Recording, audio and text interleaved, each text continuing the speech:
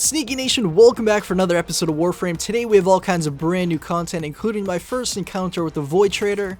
Out of all the times he's been around, I've never been on to actually catch him, but this time I finally got him, this sneaky little devil.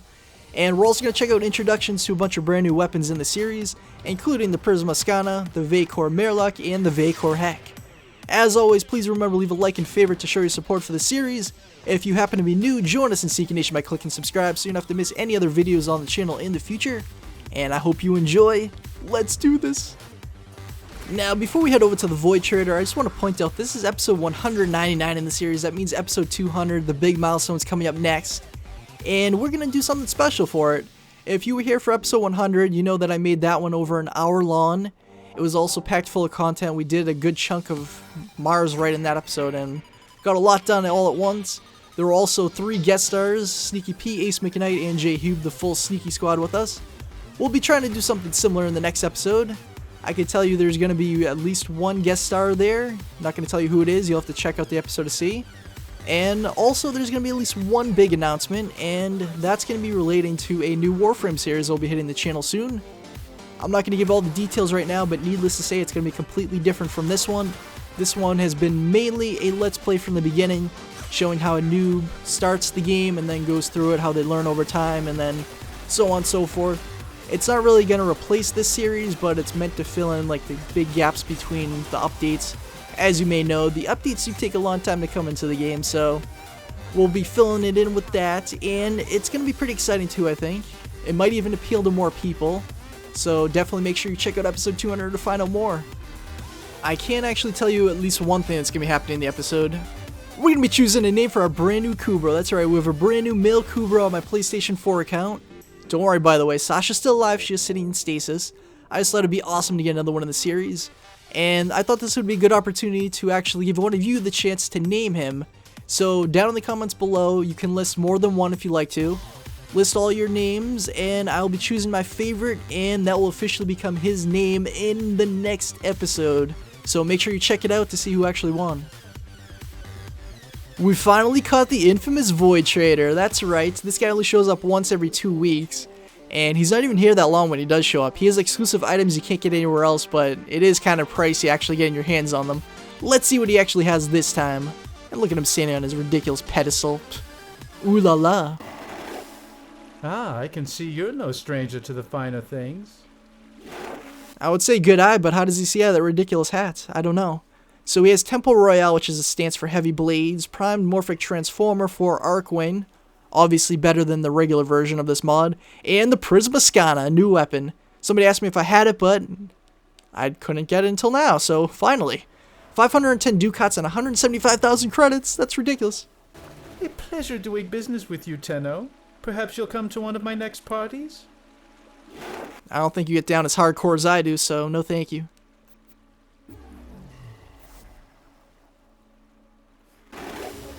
An excellent choice. Be sure to visit again when I have new finds. You're awfully needy. We're just going to get all 3 of these. I mean, they're not going to be here next time he comes anyway, so may as well get them while I can.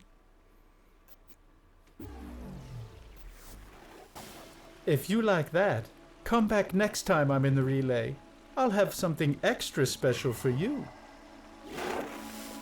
Hey, as long as it doesn't involve you dropping your pants, I'm all for it.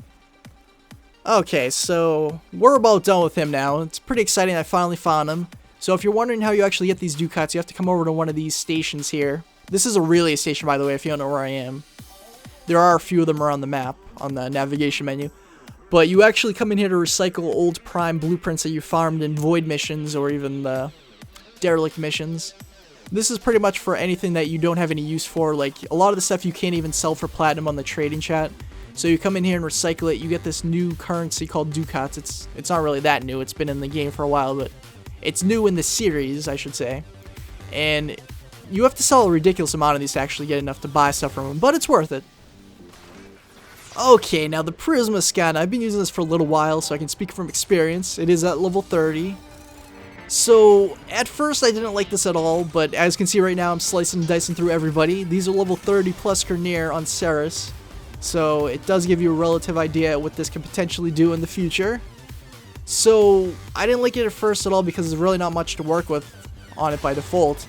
Once you put a catalyst on it though, you have a lot more space. Obviously it improves a lot of weapons, but some don't necessarily need the catalyst to actually be a pretty good weapon. This is just a horrible weapon. I don't like it at all without it. But now that I do have it on here, it's actually helping me out a lot. Got the slash damage up pretty high, so I can pretty much slice through anybody I wanted to at this point. But it's obviously still not the best melee weapon in the game, but I am enjoying it. Alright, now let's give this thing a closer look. So it does look really cool. It like has energy pulsing through it. That is actually really awesome. Could probably change the color around a little bit. Let's take a quick gander. Just use the random color just to get a basic idea. Oh, that's just no thank you. Sometimes it works out pretty well if you do this, but it can take a while to actually get a good color scheme going. Problem is a lot of these are really hard to tell about the pulsing energy like the basic color scheme does. I mean, you can kind of see it there, obviously.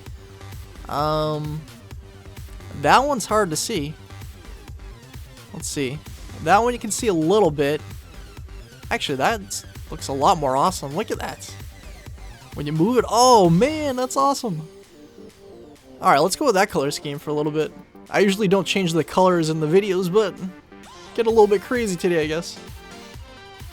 Alright, so anyways, let's take a look at the stats too over here. So obviously it's primarily slash damage weapon. That means it can be equally effective against all factions, especially the infestation. As long as you get through the Grenier's armor and of course the Corpus shields, you also do major damage to them. 10% status chance, that's pretty decent. Could take advantage of that for sure. Critical chance is pretty good too at 20%, so I'll definitely take advantage of that with my build. And attack speed's 1, so obviously I'm going to put a Fury on there. Let's look at the polarity icons. So in the aura mod slide is the V-shaped. And it definitely highly benefits from having Crimson Dervish there. I know it's really hard to get this mod, but if you can, definitely take advantage of it here. Let's see, this is the current mod setup I'm using on it. So I have Crimson Dervish in the aura mod slot, pressure points, obviously a classic to have there at all times. Fury bumps up the attack speed, Buzzkill to further bump up the actual slash damage. See, I got it from 24.5 up to 150.9, so that's much higher than it was originally. And I mean, it's not really high compared to a lot of other weapons, but when you take into account the attack speed, over time you could potentially do some serious damage, especially in groups. True Steel we're using for critical chance, got it up to 32 from 20. Not a drastic change, like it's not going from like a Soma, I think it starts at like 60% for that. So that's obviously amazing, but I don't know if you really see too many high critical chance melee weapons. I know the dual I-cores are pretty good at that, but anyways, we also have Reach on here to increase the range of the attacks. Berserker for an extra 30% attack speed bonus for 24 seconds on critical hit. And Rending Strike actually benefits both slash and puncture damage at the same time. Mostly puncture, but I mean, it's adding more to the slash damage, so I took advantage of it. And then also, of course, Organ Shatter for critical damage. If you're going to bump up the critical chance, may as well bump up that damage as well. And I'm sure I can mod this better, like I could find some more of the corrupted mods or something along those lines, but I'm pretty happy with the way this is working out right now. I mean, you just saw that Loki is doing some pretty serious damage there to those Grenier, and that was on Ceres too, so they're a pretty decent level. I mean, it's obviously not really high endgame levels, but we'll check that out in the future. First up, I just want to say a big thank you to Gotham Knight for donating me the Vaykor Marelok, which is a really awesome secondary weapon. I know I really don't use these too often, but this thing is really badass. Like, obviously in the series up to this point, it's primarily been the Wraith Twin Vipers, but this thing's amazing, look at this. This is on Ceres, so these enemies are at least level 30 and up. I think they start at level 33 on this particular mission though. But mostly one-shots, and I have a viral damage build on it too, so that's doing some major damage to their health. This thing is awesome. Look at this. Every one of these, one-hit kill. This is amazing. I might actually start using secondary weapons more often. Oh, we got a situation here. We got a turret. Not today, sucker. I mean, obviously they don't fire as fast as the Ray Twin Vipers. Those are actually more along the lines of being like an assault rifle, like the way they fire, obviously being automatic. But this, even with one bullet at a time, this thing's really awesome. So I imagine we'll be seeing more of this at some point in the future. This might even be my new favorite secondary right now. As much as I like the Ray Twins, and I know I keep talking about those, but I can't help it because that's primarily been my secondary for majority of the series. But I don't know, this thing is definitely a lot more powerful than those are. Okay, now let's give a closer inspection to this thing. So by default it looks like it has a white and like brownish color scheme, some black mixed in. Let's see if we can make that a little bit better, more personalized to our style. Oh, what? That is just, I mean, it's patriotic, obviously. Look at the colors it shows, but I mean, just no. No thank you. Oh, whoa! That thing looks awesome like that. I know it's not really a big difference in color, but you know what? We're going to stick with that. I like it. Works out nicely. Sometimes that random color picker can work out, but a lot of times it just gives you some of the absolute most awful things you've ever seen in your life. Well, depending on where you live, I guess. But anyways, so at the max rank of 30, our stats are 48 slash damage, punctures 16, and impacts 96. So primarily, of course, effective against the Corpus faction, even though we were doing some major damage to those level 33 plus Grineers. And that's probably because it has a 48 slash damage, which is pretty much right in between the puncture and impact damage. Like it's closer to puncture, but it's pretty much right on the line in between the two of them. And that means it can be equally effective against all factions in some regard. Semi-auto trigger, of course, so that means each shot needs to matter. It needs to cause major damage. Not like with an actual auto where you may not necessarily be doing a lot of damage per bullet, but you're firing so fast that the damage is going to add up over time anyway. And status is pretty high at 35%, so it could take definite advantage of that. Reload's 1.7, magazine is 10, so we can potentially bump that up too if we don't want to reload as much. Fire rate is a 2, critical multiplier is 1.5, critical chance is 20%, so we can definitely take advantage of that too with some mods. And accuracy is 10, so let's look at the mod setup I was using on there. Alright, so as you can see, let's go back to configuration B for a second. So by default, it has these two polarity icons. That is a V-shaped, and most of those are damage-based ones. And then, of course, this one over here, pretty much the only mods that ever match up with that. Let's see right here. Are a cold damage mod and also a status chance mod. Pretty much those are the only ones that ever show up for that kind of polarity, but let's see what my mod setup was that I was using. So we're using Hornet Strike on the V-shape to match it up, cut that point in half down from 12. Actually, I think it's at 11, so cut it in half and it rounded it up because that's what it does, unfortunately. And that's, of course, increasing damage, barrel diffusion for multi-shot, so each bullet is essentially firing multiple bullets every time I pull the trigger. So that helped a lot there too. Lethal Torn is increasing the fire rate and multi-shot, so it's bumping that up even higher. And of course allowing us to shoot faster. Pistol Gambit increased the critical chance, so it went from 20% up to 44%. That's pretty awesome.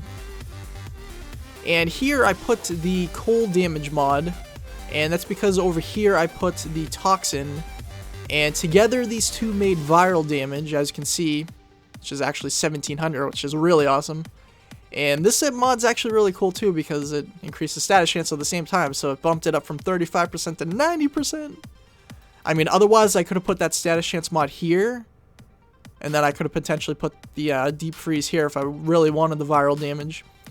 But viral attacks the health, so that's why I was using that for that particular build, and Target Cracker, of course, increases critical damage.